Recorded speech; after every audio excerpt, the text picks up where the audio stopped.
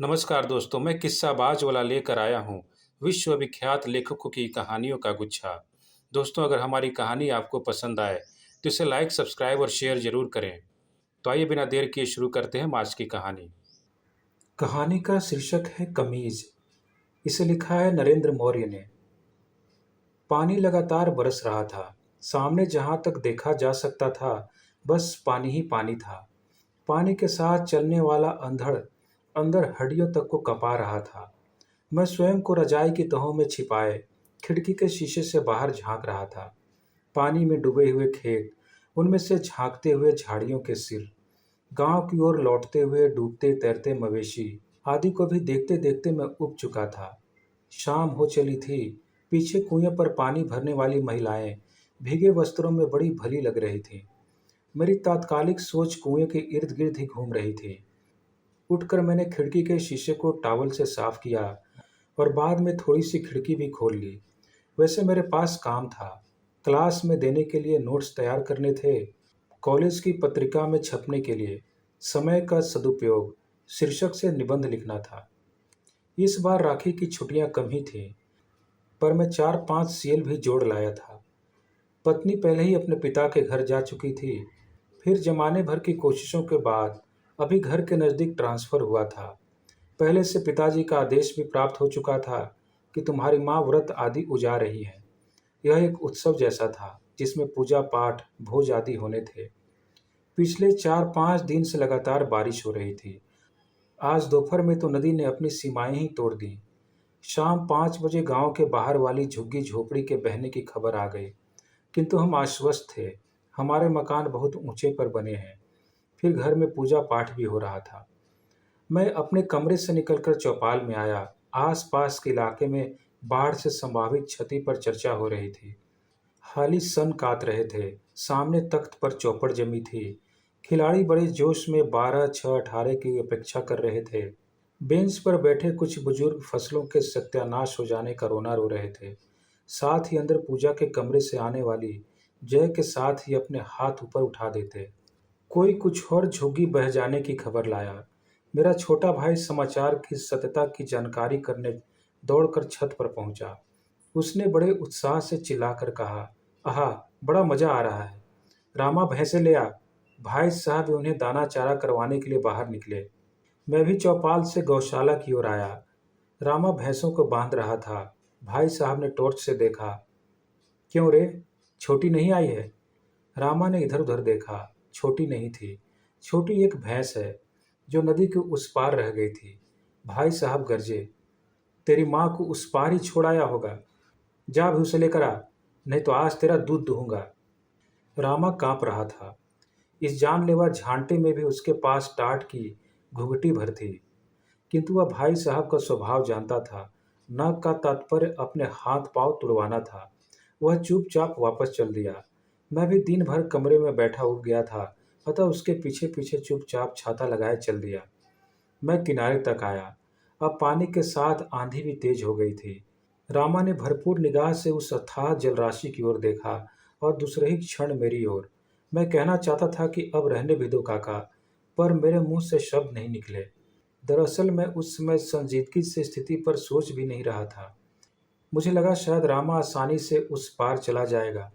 वैसे उस पार के नाम पर बड़ी दूर झाड़ियों के सिर दिख रहे थे। कुछ देर पहले रामा भैंस की पूंछ पकड़कर उसके सहारे तैरता हुआ आया था, पर उधर जाने के लिए कोई सहारा नहीं था। उसने आसमान की ओर देखा और पानी में छप छप करता हुआ चल पड़ा।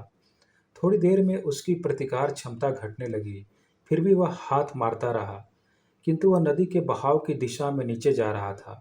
किसी तरह मैं उसके समानांतर बना रहा और इस प्रयास में लगभग आधा किलोमीटर तक नीचे नदी के बहाव की दिशा में किनारे किनारे दौड़ता हुआ आ चुका था। अब उसके हाथ पैरों का हिलना क्रमशः मंद होता जा रहा था।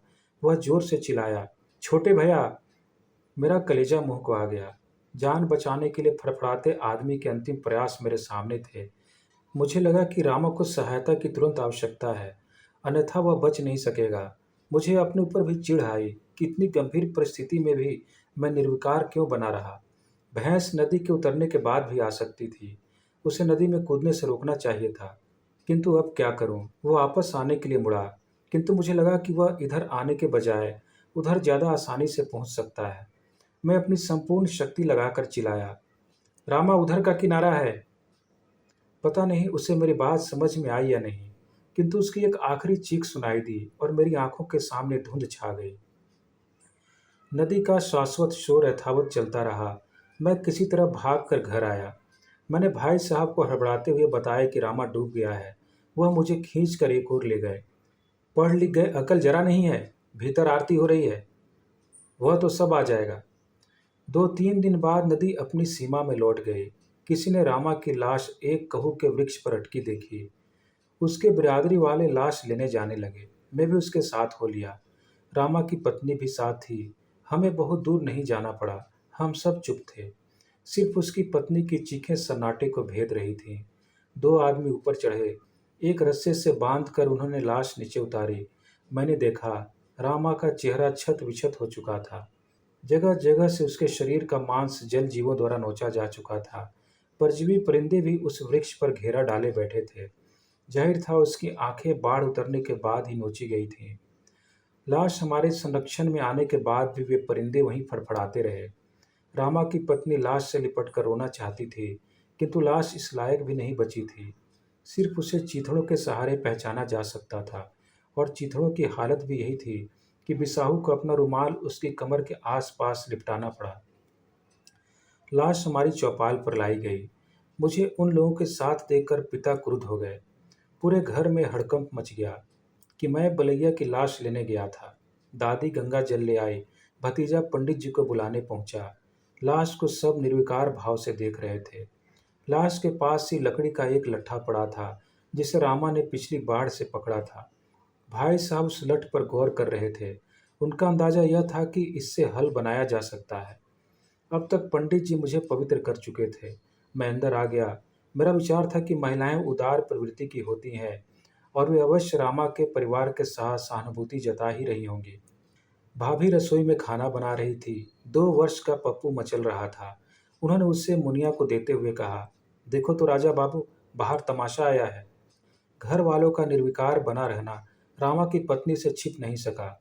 वह और जोर से दहाड़ मार मार कर रोने लगी। वैसे उसकी आवाज़ बड़ी ही बेतुकी थी। कारण भी था, उसे चीखते हुए काफ़ी समय हो गया था। लाश की स्थिति ने हमें कुछ इस तरह से भौचक्का कर दिया था कि रास्ते भर किसी को उसे संतावना देने और चुप हो जाने को कहने की भी याद नहीं आई। आखिर पिताजी बाहर आए। देख रज्जो, जन्म मरण भगवान के हाथ में है। फिर भी अब तू आई है तो 10-15 किलो गेहूं ले जा। उन्होंने एक मजदूर को टोकनी भर गेहूं रज्जो को देने का आदेश दिया। एक टोकनी गेहूं अपने पति के मुआवजे के रूप में लेकर जाने लगी। भाई साहब ने उससे जाते जाते टोका, टोकनी वापस दे देना, आजकल महंगी हो गई है। वे लोग लाश उठाकर ले गए। दूसरे दिन मैं रज्जो के घर पहुंचा। उसकी तार तार साड़ी और बच्चों के फटे सिले कपड़े पिता द्वारा प्रदत्त मुआवजे के रूप में बेहद खले। मैंने घर आकर माँ को उसकी स्थिति बताई।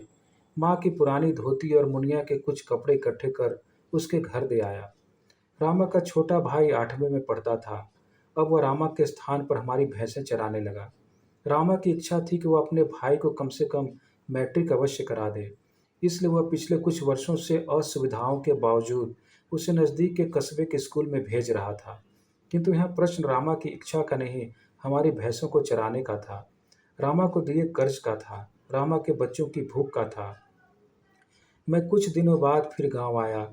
मैं माँ से रामा के बच्चों के विषय में पूछा। उन्हें इस संबंध में कोई जानकारी नहीं थी। मैं स्वयं ही टहलता हुआ रामा के घर पहुंचा। रज्जो आंगन में बैठी थी। उसके इर्द गिर्द बच्चे बैठे थे। मुझे देखकर श्यामू, रामा का पुत्र, ने कहा, माँ, आज भी नदी में पानी है। यदि काका आज बह जाएगा तो छोटे भैया मुझे भी कमीज ला कर देंगे। मैं अवाक रह गया। पहले मैंने उसके लिए कमीज नहीं भेजी थी। रज्जो की आंखें छलछला आई। मैं चुपचाप लौट आया। देर तक बच्चे की बात मेरे कानों में गूंजती रही। उसके लिए कमीज कितनी महंगी है। धन्यवाद।